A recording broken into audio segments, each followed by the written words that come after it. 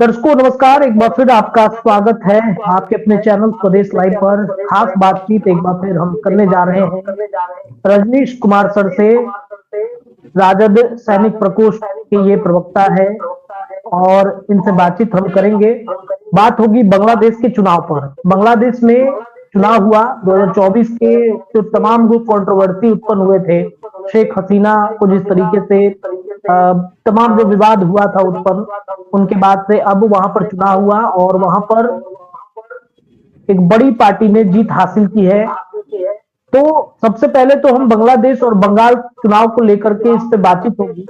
बांग्लादेश के चुनाव जीत को लेकर, परिणाम को लेकर रजनीश सर आप क्या सोचते हैं? पहला सवाल तो मेरा यही। सबको मेरा अभिवादन। मैं पहले ये कहना चाहता हूं कि ये चुनाव हुआ खुशी की बात है और इसमें एक पॉजिटिव बात ये है कि जमाते इस्लामी जो पूरे जो इस्लाम का जो शरीयत के हिसाब से चलने वाला जो पार्टी है, जो चाहता है कि सभी मुसलमान उसके हिसाब से चले, जहाँ पे दूसरे फेथ के लोगों के लिए जैसे हिंदू, बुद्धिस्ट, क्रिश्चियन के लिए कोई जगह ही नहीं हो, बाकी लोग काफिर है, उसकी हार हुई है और बीएनपी की जीत हुई है, जिसकी की तारिक रहमान प्राइम मिनिस्टर बने हैं।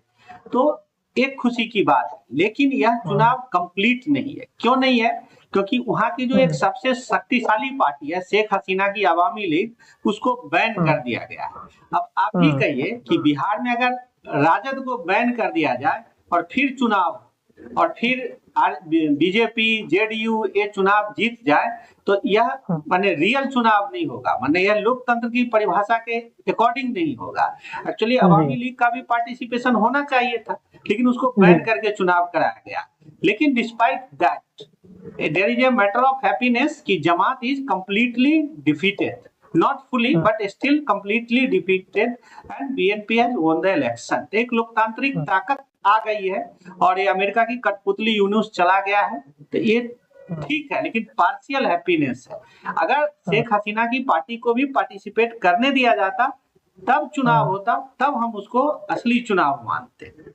जी, ये जो दूसरा इसमें महत्वपूर्ण सवाल ये है कि मैंने देखा कि ममता बनर्जी ने बधाई दिया जो वहां पे प्रधानमंत्री बने, तो बंगाल चुनाव पर क्या असर होगा इसका? भाजपा तमाम जो षड्यंत्र है, तमाम जो अपनी रणनीतियां हैं, वो रणनीतियां लगा रही है वहां पर। नहीं, इसमें एक बात तो आप स्पष्ट रूप से जान जाइए कि तारिक रहमान के फादर जियाउर रहमान, जो शेख मुजीबुर रहमान के असैसिनेशन के बाद राष्ट्रपति बने थे, मिलिट्री जनरल थे, और इनकी मां खालिदा जिया, जो उनके मर्डर के बाद, जियाउर रहमान का भी मर्डर हुआ था मिलिट्री कैंटोनमेंट कोमिला में, उसके बाद ये बनी है। इनका भारत विरोधी इतिहास, हमारे पूर्वोत्तर के जितने टेररिस्ट ऑर्गेनाइजेशन है जैसे आसाम, नागालैंड, त्रिपुरा, सबको ये पनाह देते रहे हैं और वहाँ टेररिस्ट ग्रुप सब फ्री में अपना बेस कैंप चलाते थे, आर्म्स एम्यूनिशन इकट्ठा करते थे और भारत में आकर आतंकवाद फैलाते थे। और इसमें एक अच्छा नहीं है संकेत, क्योंकि वेस्ट बंगाल के चुनाव में आप जानते हैं कि हमारा बॉर्डर पोरस है और ममता बनर्जी का क्या रुख रहता है। तो इसमें चुनाव में धांधली करके जो बांग्लादेशी मुस्लिम घुसपैठ किए हुए हैं, खास के मुर्शिदाबाद, मालदा, 24 परगना, इस सब में बांग्लादेशी मुसलमानों का जो घुसपैठ है वो जारी रहेगा, उसको ये रोकने की कोई कोशिश नहीं करेंगे और ये चाहेंगे कि ज्यादा से ज्यादा उपद्रव भारत में शुरू में नहीं दिखे, लेकिन भारत में उपद्रव हो। माने चुनाव वेस्ट बंगाल चुनाव के लिए this is not a good sign. वैसे हमारा देश है तो ये ज्यादा प्रभावित नहीं कर सकते, लेकिन ये कोशिश करेंगे तांडव करने का, क्योंकि बहुत दुष्ट है तारिक रहमान। जमात से थोड़ा ठीक है, लेकिन थोड़ा है, लेकिन ये बहुत भारत विरोधी। तो इसमें क्या मतलब आप चाहते हैं कि मतलब बांग्लादेश में वापस से ममता बनर्जी सरकार आए? ममता बनर्जी कैसे आएगी? मैंने बांग्लादेश में तो मैं शेख हसीना, बंगाल में मैं बंगाल की बात कर रहा हूँ, माफ कीजिएगा, बंगाल की मैं बात कर रहा था। तो क्या लगता है बंगाल में भी उसका असर देखने को मिलेगा? ममता बनर्जी फिर से एक बार वहां पर सीएम बनती हुई दिखेगी? ये दूसरा विषय हो जाएगा। आज हम लोग बांग्लादेश पे रखते हैं, क्योंकि बांग्लादेश में जो हुआ तो माने भारत के लिए अच्छा ही नहीं है। आप सोशल मीडिया पे बहस हो रहा है तो आप देखते होंगे सोशल मीडिया पे बहुत सारे विदेश नीति के विशेषज्ञ या जो यूट्यूबर है ये बात बार बार चलाते हैं कि भारत ने शेख हसीना से ही केवल दोस्ती करके गलतियां की है, लेकिन जो रियल पॉलिटिक है, जो वस्तु स्थिति है, वो ऐसा नहीं है। भारत का शेख हसीना से या तारिक रहमान से या खालिदा जिया से कोई ऐसा तो था नहीं कि, लेकिन शेख हसीना को यह एहसास है, शेख हसीना को इस बात का कृतज्ञता है कि अगर भारत नहीं होता 71 में तो बांग्लादेश की स्वतंत्रता संभव ही नहीं थी, असंभव था। भारत ने मिलिट्री ऑपरेशंस करके बांग्लादेश को लिबरेट कराया।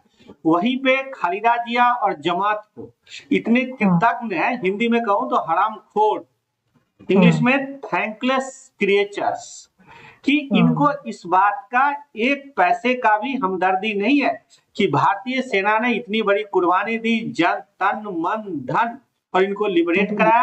ये भारत विरोधी गतिविधि में शामिल रहे। तो भारत सरकार तो दोस्ती करना चाहता ही है, लेकिन यही नहीं करते हैं।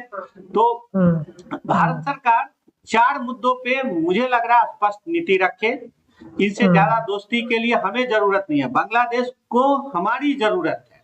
चाहे उसके टेक्सटाइल इंडस्ट्री को कॉटन चाहिए, चाहे मेडिकल फैसिलिटी चाहिए। मैक्सिमम बांग्लादेशी इलाज के लिए चेन्नई अपोलो जाते हैं, या बोन के लिए पटना आते हैं, या रोजगार के लिए भारत में घुसपैठ करते हैं, या सही तरीके से आते हैं। को हमारी जरूरत है, इलेक्ट्रिसिटी के लिए हमारी जरूरत है।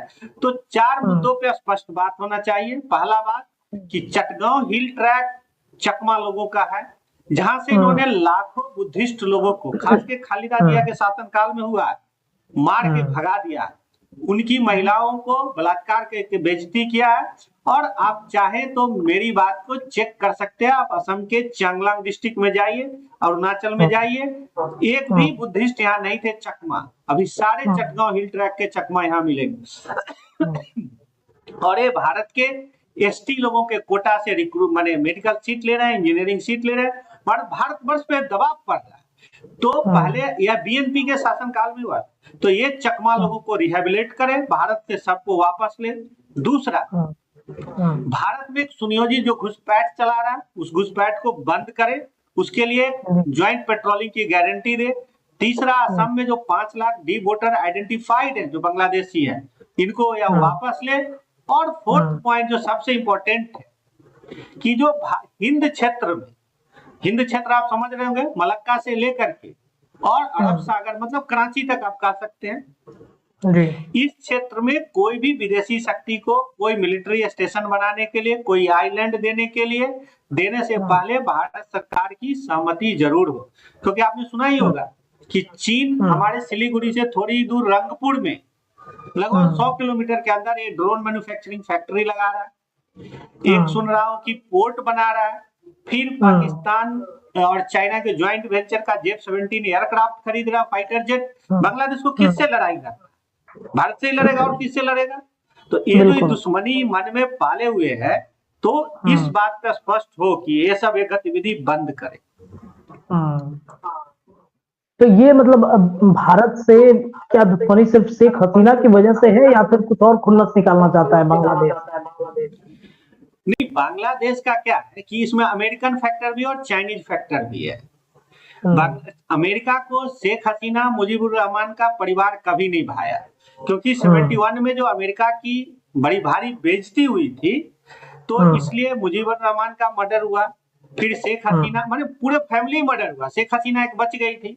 तो शेख हसीना की सरकार भी कभी उसको अमेरिका को अच्छा नहीं लगा, तो इसीलिए बीएनपी को सपोर्ट करता रहा अंदर अंदर। फिर जमात को किया, जमात में मैक्सिमम बिहारी मुस्लिम लोग हैं जो हिंदुओं के डेड अगेंस्ट है वहां पर। मैं आपको एक इंफॉर्मेशन बता दूं, और इसीलिए यूनिस अमेरिका में पढ़ा था, अमेरिका में ही रहा, इसको नोबेल प्राइज भी दिया, और फाइनली यहाँ लाके माने क्या हुआ, अभी तख्ता पलट देख ही लिए, सेंट मार्टिन द्वीप ले रहा था। तो पूरी जो शक्ति है, भारत विरोधी सभी शक्तियों को शेख हसीना पसंद नहीं है, जबकि भारत को सब पसंद है। तो इसलिए माने एक चुनाव माने क्या करने का मतलब है, तारिक रहमान को भारत स्पष्ट कह दे कि तुम्हारा गोलमोल भारत विरोधी रुख नहीं चलेगा, तुम मेरी जरूरत है हमें तुम्हारी जरूरत नहीं है, नहीं तो उसको ठीक करे भारत टाइट होकर के। मैं क्या बताऊं, 71 में ही गलती हुई। आप भी जानते हैं कि भारतवर्ष ने बांग्लादेश को स्वतंत्र कराया। जब स्वतंत्र कराने की बात आई तो उसी समय यह बात स्पष्ट हो जाना चाहिए था कि विदेश नीति, मिलिट्री और कम्युनिकेशन, जैसे भूटान सरकार का भारत सरकार से रिश्ता है वैसा रिश्ता रहेगा। फिर जितने हिंदू शरणार्थी आए थे उनको रिहेबिलिट करेगा। तीसरा, चकमा चटगांव हिल ट्रैक भारत को देगा, वहां एक बुद्धिस्टों के लिए ऑटोनोमस है। इसी शर्त पर भारत को वहां मिलिट्री इंटरवेंशन करना था। और स्वतंत्र होने के तुरंत बाद बांग्लादेश को उनकी सरकार जो मुजीबुर रहमान को तुरंत उसी दिन राष्ट्रपति पद दे दिया गया, वो नहीं हो। 3 साल तक ज्वाइंट मिलिट्री कमांड होगा बांग्लादेश और इंडिया का। ये सारी शर्तें पूरी हो जाती, उसके बाद शेख मुजीबुर रहमान को हैंड ओवर करना था, लेकिन तुरंत 3 दिन के अंदर ही दे दिए। और ये बांग्लादेशी मुसलमान इतने हरामखोर है कि सारे बलिदान को भूल गए। मैं इनको हरामखोर कह रहा हूँ रत्नेश जी, क्योंकि देश का जो बंटवारा हुआ था और जिन्ना ने जो डायरेक्ट एक्शन डे डिक्लेयर किया, तो सबसे पहले कत्लेआम मचाने वाले बांग्लादेशी मुसलमान ही थे। और इतने चालाक हैं कि अब वहां हमसे लड़ाई करा के अपना देश स्वतंत्र कर लिए और वहां से हिंदुओं को मार मार के भारत में ठूसते हैं। इतनी क्लीसिंग कर रहा है पाकिस्तान के तर्ज पे। सिंध में 34% हिंदू थे, आज के दिन 14% भी नहीं बचे। ये पाकिस्तान और बांग्लादेश का, जो डॉक्टर राजेंद्र प्रसाद कहते थे कि political Islam does not let any other community to survive, it teach and punish everybody with the language of sword. वही बांग्लादेश और पाकिस्तान दोनों की नीति है। जी चलिए सर, बहुत शुक्रिया बातचीत करने के लिए। बांग्लादेश की रणनीति और बांग्लादेश की जीत पर क्या असर भारत पर पड़ सकता है, और 4 जो महत्वपूर्ण मुद्दे आपने भारत सरकार को बताया कि ये मुद्दे भारत सरकार रखे उन पर, तो ये कहीं ना कहीं काफी सार्थक भी होगा। तो रजनीश सर से ऐसे लगातार हम जुड़ते रहेंगे। जी जी, बात मैं कह रहा हूँ कि 10 साल से तो भारतीय जनता पार्टी की सरकार है, घुसपैठ की बात करती है। बीएसएफ बॉर्डर पे है और एक नया अमेंडमेंट करके बीएसएफ को 50 किलोमीटर तक पावर दे रखा है केंद्र सरकार ने। फिर पश्चिम बंगाल बॉर्डर से कैसे बांग्लादेशी घुसपैठ हो रहा है, आप जाके झारखंड में जाके देखिए, पाकुड़ा से होकर के बंगाल के बांग्लादेशी कैसे झारखंड में घुस रहे हैं। इसके लिए तो झारखंड स्टेट गवर्नमेंट रिस्पॉन्सिबल नहीं है, दिल्ली की सरकार रिस्पॉन्सिबल है। तो जहां होम मिनिस्टर अमित शाह है, चाहे पहले राजनाथ सिंह रहे, इन लोगों का शानदार ट्रैक रिकॉर्ड है आंतरिक सुरक्षा के लिए, लेकिन इस मुद्दे पर फेल है। ये कहते हैं बांग्लादेशी को निकालेंगे, लेकिन असम में तो 5 लाख डी वोटर आइडेंटिफाइड, इन्होंने एक को नहीं निकाला। और झारखंड में घुस कैसे रहा बांग्लादेशी मुस्लिम, इस बात के लिए होम मिनिस्टर साहब को जवाब देना चाहिए। बिल्कुल बिल्कुल बिल्कुल बिल्कुल, बहुत शुक्रिया सर बातचीत करने के लिए। ऐसे तमाम मुद्दों पर हम रजनीश सर से जुड़ेंगे, बातचीत होगी। खास बातचीत में आप दर्शकों को क्या लगता है अपनी राय कमेंट में डालिए। बहुत बहुत शुक्रिया। Thank you.